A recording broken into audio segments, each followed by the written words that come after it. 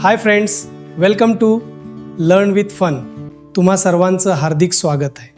चला, आज आपण तुमच्या 6वीच्या मराठी विषयातील दुसरा पाठ पुस्तक माझा गुरु या पाठाचा संपूर्ण स्वाध्याय पाहणार आहोत. हा स्वाध्याय आपण अगदी सोप्या आणि सरळ पद्धतीने समजून घेणार आहोत. जर तुम्ही आपल्या लर्न विथ फन चॅनलला अजून सबस्क्राईब केले नसेल तर आत्ताच सबस्क्राईब करा आणि बाजूला असलेली बेल आयकन दाबा. तसेच हा व्हिडिओ तुमच्या मित्रांना व्हॉट्सॲपवर शेअर करायला अजिबात विसरू नका, जेणेकरून तुमच्या मित्रांचा अभ्यास अजून सोपा होईल. आणि हो, व्हिडिओ आवडला तर लाईक नक्की करा, छान कमेंट करा. सर्वात छान कॉमेंटला मी पिन करत असतो. आता आपण प्रश्न 1 पाहू. प्रश्न 1 आहे, दिलेले वाक्य कोणी म्हटले आहे किंवा कोणाबद्दल आहे ते आपल्याला सांगायचे आहे. मला पुस्तक भेट दे असे म्हणणारे दिलेले वाक्य कोणी म्हटले आहे तर आहेत लेखक संदीप खरे. पाठात आपण वाचले ना की लहानपणी लेखकांना कोणी विचारलं की तुला वाढदिवसाला किंवा दिवाळीला भेटवस्तू काय हवी, तर ते नेहमी मला पुस्तक भेट दे असंच सांगायचे. पुढे आ दिला आहे, रद्दीतून किलोवर पुस्तके विकत आणून लेखकासमोर ठेवणारी. दिलेले वाक्य कोणाबद्दल म्हटले आहे तर ते आहेत लेखकाची आई. लेखकांचा वाचनाचा वेग खूप चांगला होता. त्यांची पुस्तकं अगदी पहिल्या 2-3 दिवसातच वाचून पूर्ण व्हायची. म्हणून मग त्यांच्या आईने एकदा चक्क रद्दीतून किलोवर पुस्तकं विकत आणली होती. पुढे ई दिला आहे, पुस्तकातून लेखकाला भेटणारे दिलेले वाक्य कोणाबद्दल म्हटले आहे, लेखक आणि कवी. पुढे दुसरा ई दिला आहे, लेखक रात्री अपरात्री घरी यायचे तेव्हा झोपलेली असणारी.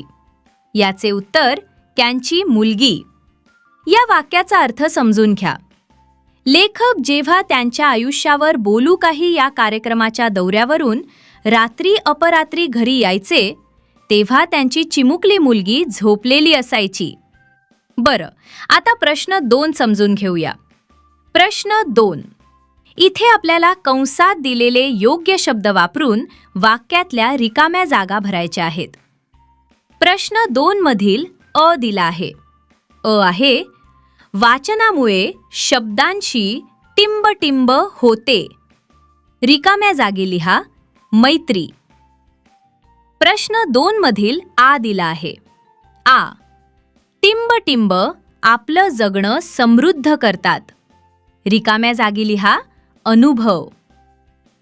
प्रश्न 2 मधील ई दिला आहे. माझ्या बऱ्याच कविता या मला आलेल्या अनुभवांचे टिंब आहेत. रिकाम्या जागी लिहा प्रतिबिंब. प्रश्न 2 मधील पुढचा ई दिला आहे. गुरुबद्दल नेहमी टिंब आणि आदर असावा. रिकाम्या जागी लिहा कृतज्ञता. चला, आता प्रश्न 3 पाहू. 2 ते 3 वाक्यात उत्तरे लिहा. प्रश्न 3 मधील अ दिला आहे, खेळणी विकत घेण्यापेक्षा पुस्तक विकत घेणे लेखकाला का आवडायचे? या प्रश्नाचे उत्तर आपणास असे सांगता येईल की लेखकाची लहानपणीच पुस्तकांची मैत्री झाली होती. वाचनाचा वेग चांगला असल्यामुळे पुस्तके पटकन वाचून पूर्ण व्हायची. म्हणून त्यांना खेळण्यांपेक्षा पुस्तक विकत घेणे आवडायचे. आता प्रश्न 3 मधील आ पाहू. कविता लेखनाबद्दलचा लेखकाचा बालपणीचा अनुभव तुमच्या शब्दात विशद करा. लेखकांनी लहानपणी कविता कशी लिहायला सुरुवात केली तो अनुभव आपल्याला सांगायचा आहे. या प्रश्नाचे उत्तर आपणास असे सांगता येईल की 4थीला असताना कवीला पहिली कविता सुचली. ती सगळ्यांना आवडल्याने त्यांना बक्षीस मिळाले. हळूहळू शब्दांची दोस्ती झाल्यावर ते कविता लिहू लागले. कधी एका दिवसात 3 तर कधी 3 महिन्यातून 1 कविता लिहायचे. आता प्रश्न 3 मधील ई पाहू. माझ्या बऱ्याच कविता या मला आलेल्या अनुभवांचे प्रतिबिंब आहेत असे लेखक का म्हणतात? प्रतिबिंब म्हणजे काय तर आरशात दिसणारी आपली प्रतिमा किंवा रूप. या प्रश्नाचे उत्तर आपणास असे सांगता येईल की लहान मुलीला वेळ न देऊ शकल्याच्या अनुभवातून लेखकाने दमलेल्या बाबाची कहाणी ही कविता लिहिली, म्हणून लेखक असे म्हणतात. आता प्रश्न 3 मधील ई पाहू. लेखकाने पुस्तकांना गुरु का मानले याविषयी विचार स्पष्ट करा.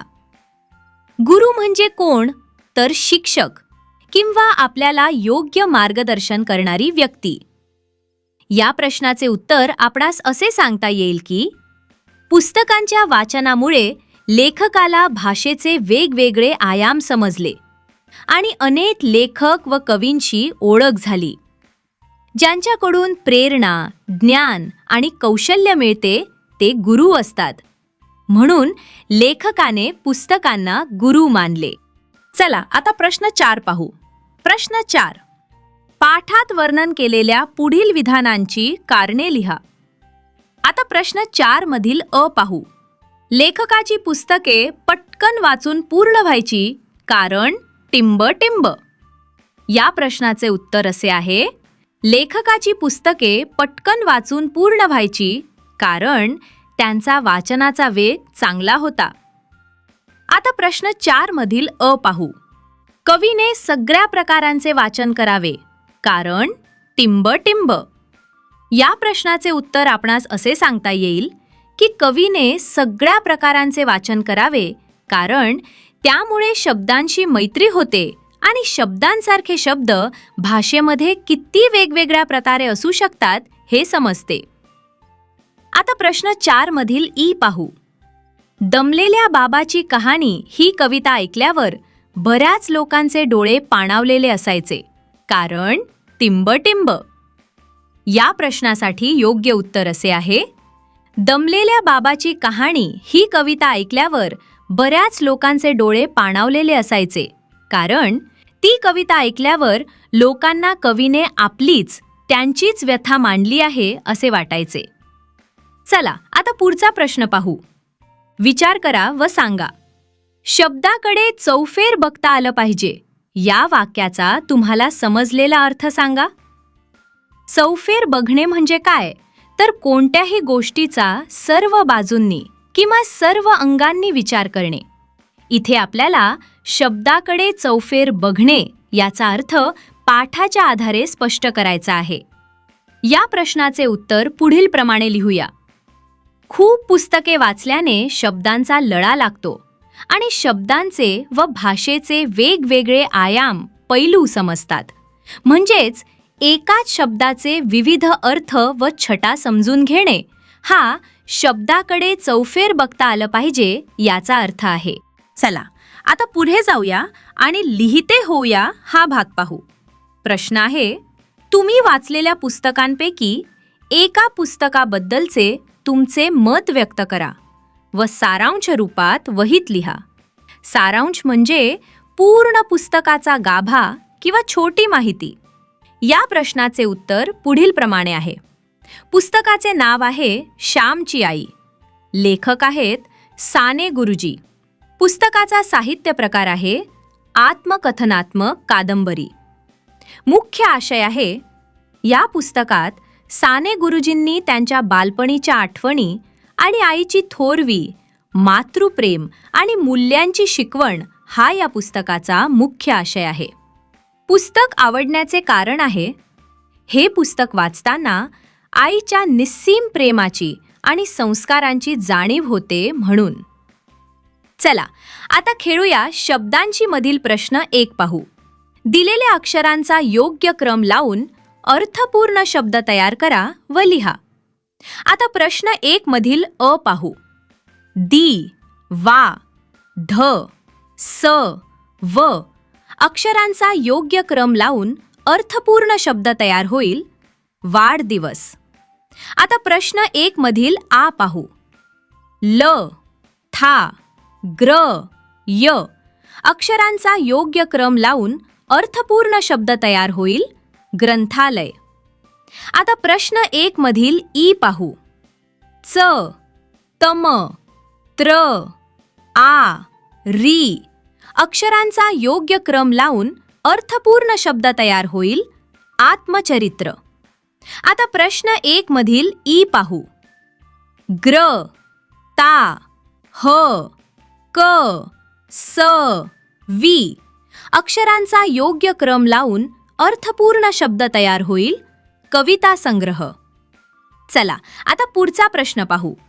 दिलेल्या शब्दांचे लिंगानुसार वर्गीकरण खालीलप्रमाणे. पुल्लिंग लेखक, डोळे, बाबा, वाढदिवस, लळा, अनुभव, कार्यक्रम, जन्म. स्त्रीलिंग कहाणी, वाटचाल, दिवाळी, रद्दी, कविता, मैत्री, भाषा, प्रेरणा. नपुंसकलिंग पुस्तक, लहानपण, खेळणी, ग्रंथालय, बक्षीस, मन, कौशल्य, ज्ञान. टीप: व्याकरणाच्या नियमानुसार कोणत्याही अनेकवचनी शब्दाचे लिंग ओळखताना प्रथम त्याचे एकवचन करावे लागते. डोळे या शब्दाचे एकवचन डोळा असे होते. आपण बोलताना तो डोळा असे म्हणतो. बरं, आता उपक्रम पाहूया. शालेय ग्रंथालयातील तुम्हाला आवडलेल्या पुस्तकाची माहिती पुढील मुद्द्यांच्या आधारे लिहा व वर्गात सादर करा. या प्रश्नाचे उत्तर आपणास असे सांगता येईल की पुस्तकाचे नाव श्यामची आई, लेखक साने गुरुजी. पुस्तकाचा साहित्य प्रकार आत्मकथनात्मक कादंबरी. मुख्य आशय पुस्तक आवडण्याचे कारण येथे असे लिहिता येईल. चला आता जाणून घेऊ. या प्रश्नाचे उत्तर पुढीलप्रमाणे आहे. संत काव्य 13व्या ते 17व्या शतकापर्यंतचा हा संत वाङ्मयाचा सुवर्णकाळ मानला जातो. संतांनी ईश्वरी भक्ती, मराठी भाषेचे वैभव तसेच कीर्तन, प्रवचन, भारूड यांच्या माध्यमातून जातीभेद निर्मूलन व मानवी समतेचा प्रसार केला. पंतकाव्य हा प्रवाह शाहिरी व संत काव्याच्या मधोमध विकसित झाला. यात पौराणिक कथा, महाभारतातील प्रसंग आणि संस्कृत प्रचूर शब्दांचा वापर आढळतो. मोरोपंतांची आर्या रचना प्रसिद्ध आहे. तंतकाव्य छत्रपती शिवाजी महाराजांच्या काळापासून पेशवाईच्या अस्तापर्यंत हा प्रवाह विकसित झाला. पोवाड्यातून वीररस, लावणीतून शृंगारिक व सामाजिक रंजन तसेच राजकीय व सामाजिक स्थितीचे चित्रण केले आहे. व्हिडिओ आवडला असेल तर लाईक या बटनावर क्लिक करा, चॅनलला सबस्क्राईब करा आणि तुमच्या मित्रमैत्रिणीला हा व्हिडिओ शेअर करा. कॉमेंट बॉक्समध्ये तुमचे नाव व गावाचे नाव कॉमेंट करा.